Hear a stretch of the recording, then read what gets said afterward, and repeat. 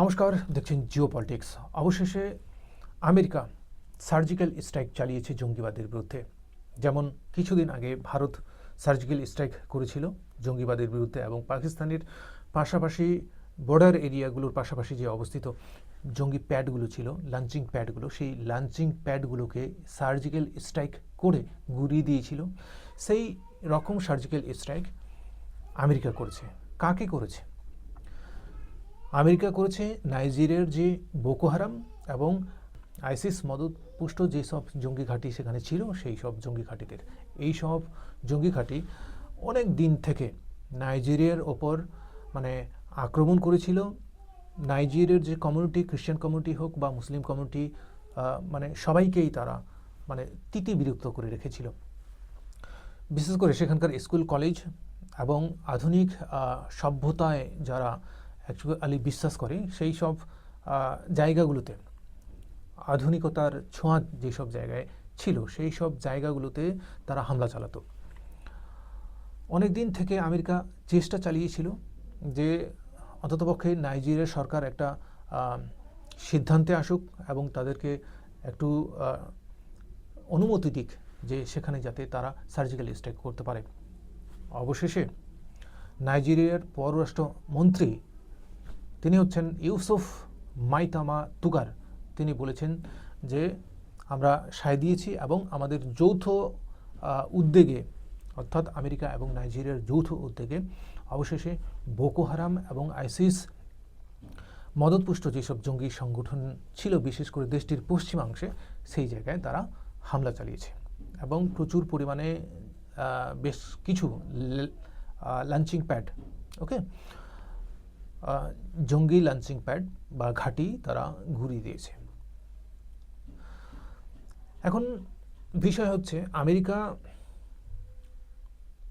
নাইজেরিয়ার বিরুদ্ধে এই স্টেপ নিল, অর্থাৎ নাইজেরিয়ার বিরুদ্ধে না, নাইজেরিয়ার সরকারের সম্মতি নিয়ে এই স্টেপটা নিল এবং সেখানকার জঙ্গি ঘাঁটিকে ধ্বংস করতে সমর্থ হলো।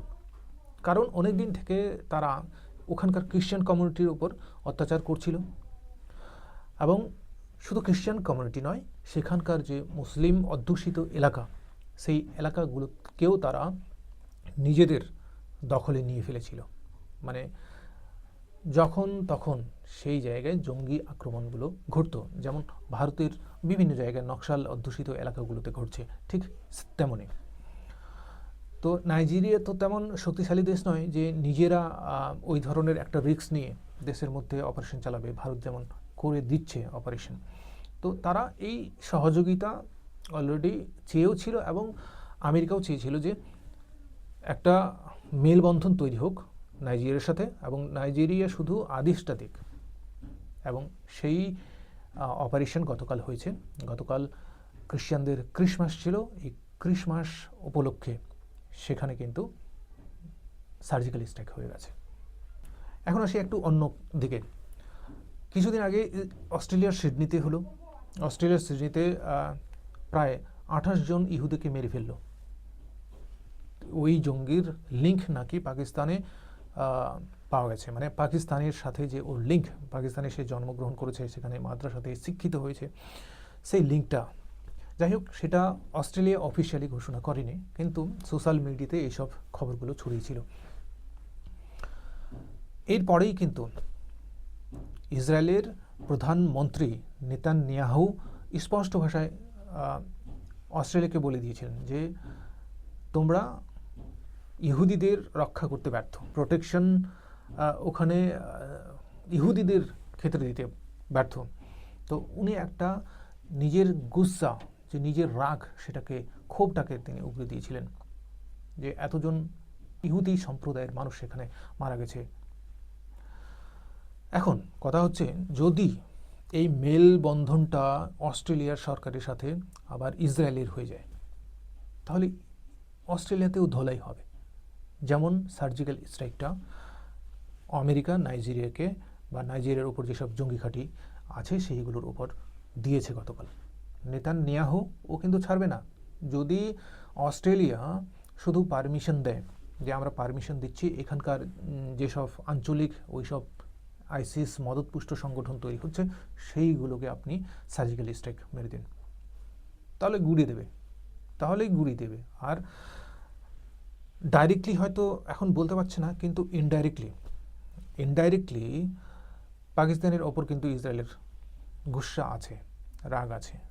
যদি কোনো ইন্টারলিঙ্কড স্পষ্টভাবে তারা পেয়ে যায়, তাহলে কিন্তু পাকিস্তানেরও ধোলাই মানে একদম কনফার্ম।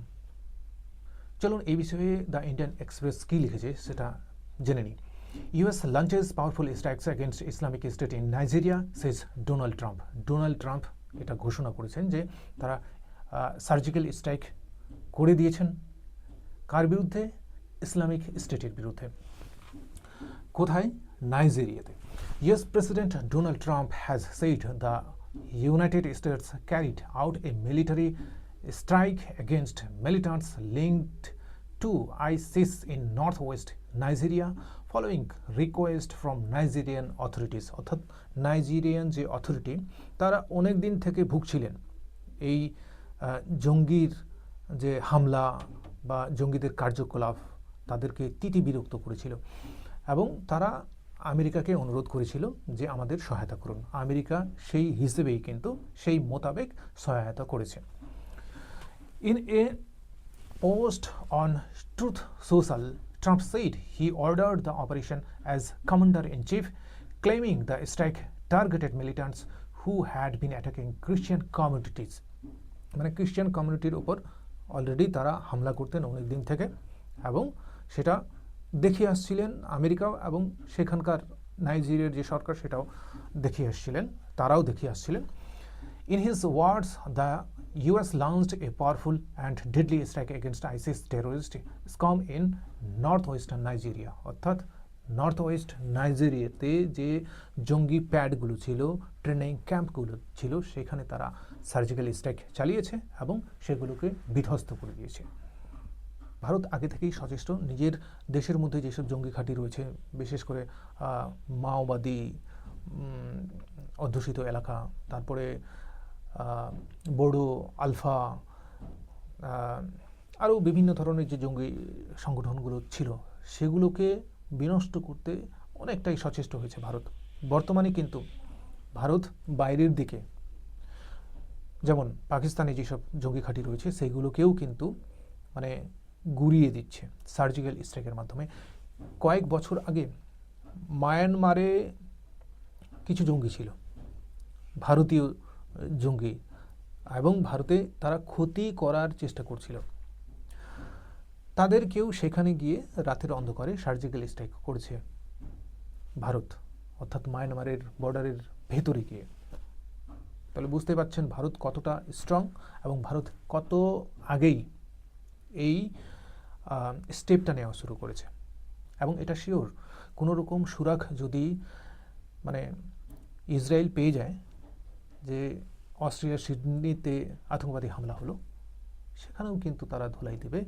ইভেন কি পাকিস্তানের সাথে যদি এর ইন্টার কানেকশন খুঁজে পায়, তাহলে পাকিস্তানকেও কিন্তু এরা যে কোনো দিক থেকে হোক ধুলাই দিয়ে দেবে। ধন্যবাদ এই প্রতিবেদন দেখার জন্য। যদি আপনাদের ভালো লাগে অবশ্যই চ্যানেলটি সাবস্ক্রাইব করবেন।